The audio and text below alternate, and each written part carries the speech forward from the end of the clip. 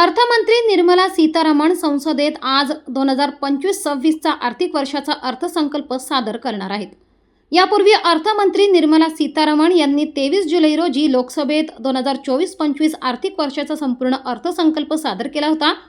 आज सीतारामन त्यांचा सलग 8वा अर्थसंकल्प सादर करून एक नवा विक्रम करणार आहेत।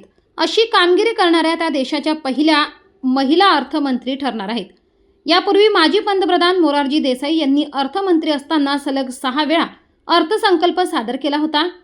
त्यांनी 1959 ते 1964 या काळात 5 वेळा वार्षिक आणि एका वेळी अंतरिम बजेट सादर केले होते। याशिवाय सीतारामन यांनी सलग 5 अर्थसंकल्प सादर करणाऱ्या मनमोहन सिंग, अरुण जेटली, पी चिदंबरम आणि यशवंत सिन्हा या अर्थमंत्र्यांनाही मागे टाकले आहे।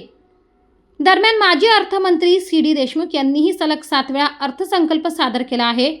23 जुलै रोजी अर्थसंकल्प सादर केल्यानंतर निर्मला सीतारामन त्यांच्या बरोबरीला गेल्या। त्यानंतर आता त्या 8व्यांदा हा अर्थसंकल्प सादर करत आहेत। राजकारणात येण्यापूर्वी सीतारामन ब्रिटनमधील कॉर्पोरेट जगतात काम करत होत्या।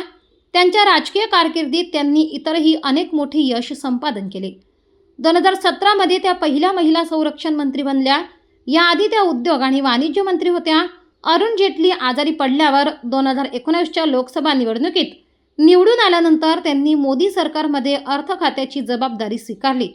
त्याचवेळी निर्मला सीतारामन यांच्या नावे सलग 3ऱ्यांदा मोदी सरकारमध्ये मंत्री म्हणून सामील होणाऱ्या पहिल्या महिला असण्याचा विक्रमही आहे।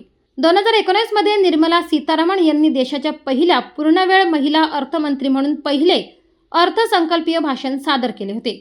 यापूर्वी इंदिरा गांधी यांनी भारताच्या पंतप्रधान असताना अल्प कालावधीसाठी अतिरिक्त विभाग म्हणून अर्थ मंत्रालयाचा कार्यभार सांभाळला होता।